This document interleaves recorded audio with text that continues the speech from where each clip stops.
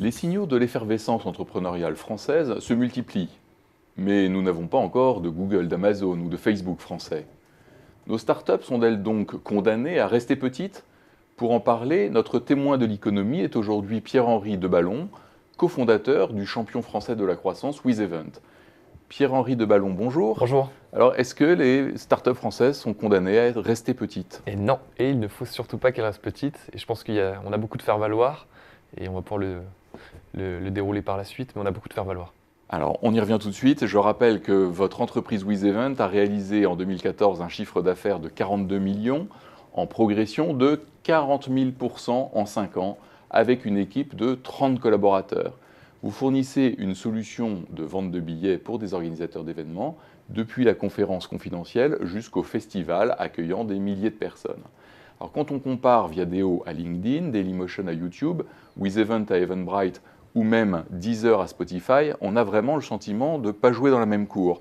Alors, est-ce que c'est possible de voir encore émerger des géants français? Bien sûr, oui, on a des beaux exemples. On a des sociétés comme Blablacar qui aujourd'hui sont en capacité de devenir des leaders mondiaux et d'exporter un modèle qui a été créé en France. On a un premier relais en plus qui est intéressant, c'est qu'on a quand même un marché européen qui nous permet de devenir un bel acteur français, puis d'aller sur une plateforme européenne, de se développer en Europe avant d'aller dans d'autres pays.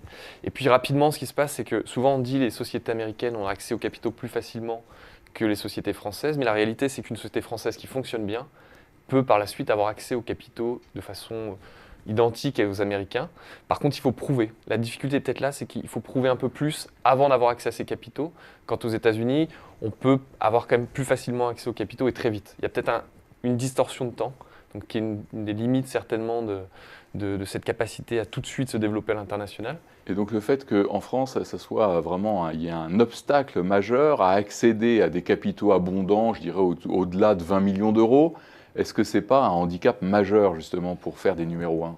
Mais ça peut l'être, c'est vrai que ça peut l'être. Maintenant, c'est pas la réalité, c'est que, et nous on l'a vu, et pour parler rapidement de nous, quand on a gagné ce prix, le FAST 500, on a été sollicité par des grosses sociétés de capital risque américaines qui étaient en capacité derrière de nous suivre sur des expansions internationales.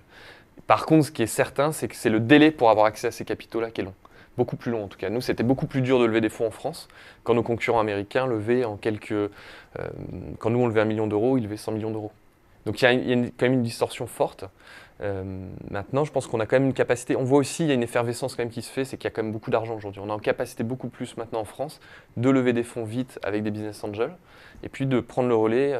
Il y a des boîtes de capital risque qui prennent le relais aujourd'hui. Et là, on a même des sociétés aujourd'hui qui disent, on cherche de capital risque, qui disent, on cherche des bons projets. Donc il y a quand même de l'argent en fait pour des bons projets. Alors, on est aussi dans une économie mondialisée et informatisée, et on dit souvent winners take all. Donc, est-ce qu'il y a de la place pour les numéros 2? Il faut bien sûr, il faut de la concurrence de toute façon. Je pense que l'économie numérique n'est pas différente des autres économies. Il faut de la concurrence et les consommateurs veulent de la concurrence. Et c'est important. Et ce que fait le premier, on a tout souvent cette image de dire oui, bah tiens, il y a un seul Facebook. Effectivement, il y a certains marchés, notamment quand on est vraiment en B2C, qu'on s'adresse vraiment au grand public, qui peuvent rafler le marché rapidement parce que derrière, il n'y a pas de vocation et c'est vrai qu'il n'y a pas de logique à ce qu'il y ait 3-4 réseaux sociaux. Le réseau social, le principe même, c'est de regrouper tous les gens à un même endroit, en tout cas toutes nos connexions possibles. Donc sur du B2C, peut-être, sur du B2B, beaucoup moins.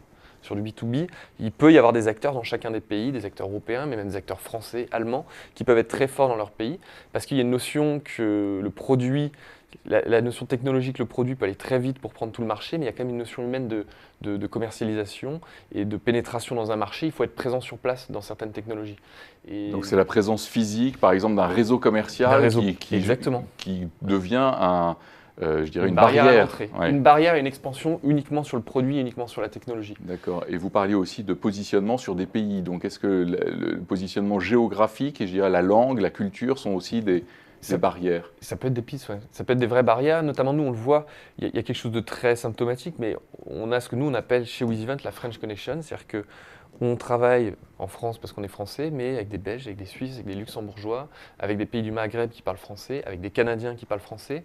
Donc c'est aussi une façon d'aller à l'international, qui est une première façon d'être assez maligne, c'est-à-dire qu'on a peut-être moins de capitaux, on est moins fort sur, j'ai envie de dire, des pays anglo-saxons, mais on a une capacité aussi avec la francophonie d'aller adresser des marchés rapidement, parce que ça demande moins de coûts en termes de traduction, et puis parce qu'il y a une affection qui est assez naturel entre ces pays de par la langue aussi. Donc la francophonie est un segment de marché naturel à adresser pour le B2B. Mais je pense que plus que la francophonie et la langue et la culture, il faut qu'on arrive, et c'est important pour faire émerger des acteurs mondiaux, à avoir un vrai marché européen.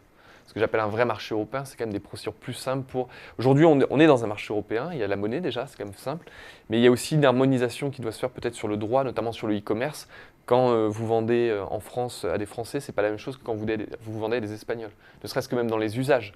Vous allez en Allemagne, il faut être capable de gérer des virements pour du e-commerce, ce qui n'est pas du tout la même chose qu'en France, personne ne paye par virement. D'accord. On parle souvent donc des handicaps français, mais dans quel cas de figure ce handicap peut devenir une force ?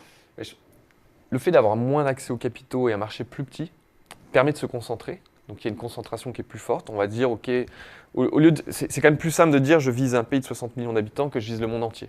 La mise en œuvre est plus simple. Ça, c'est un premier point. Ensuite, ça force, on est peut-être plus prudent en France, ou en tout cas, il y a moins cette culture du risque, ce qui nous force aussi à être rentable. Et c'est important parce qu'on est sur des modèles de société on est condamné à être rentable. C'est-à-dire que comme on a moins accès aux capitaux, on n'est pas en capacité de brûler du cash pendant des années. Donc ça force à trouver un modèle économique. Et ça, du coup, c'est quand même plus simple de dire je vais à l'international avec un modèle économique que je vais essayer de dupliquer en l'adaptant à des pays, plutôt que d'être tout de suite sur un modèle mondial et après de chercher des revenus. Mais c'est deux approches complètement différentes. C'est-à-dire qu'on ne peut pas non plus dire que c'est un choix. C'est un peu subi. Mais du coup, comme c'est subi, il faut être malin aussi. Et on reste aussi sur des structures peut-être plus petites qui peuvent aussi innover plus rapidement. C'est-à-dire que nous, on le voit et on le dit souvent, et c'est cette phrase qui est un peu symptomatique, qui est de dire on n'a pas de pétrole, mais on a des idées. Finalement, la déclinaison de ça, c'est d'avoir des équipes plus réduites et de continuer à innover. Parce que c'est le produit aussi qui joue beaucoup.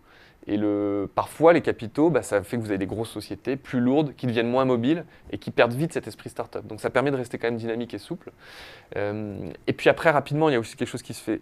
Une fois que vous avez adressé votre marché français, que vous avez été concentré dessus, ça permet d'aller se développer sur d'autres pays. C'est une autre stratégie en fait. On est très fort à un endroit et on va se déployer petit à petit, plutôt que d'aller tout de suite partout en étant un peu moins fort. Donc ce qu'il faut retenir, c'est qu'il n'est pas impossible de voir émerger encore quelques géants d'Internet qui viendraient de France, et puis de voir aussi se pérenniser des numéros 2, malgré les handicaps français.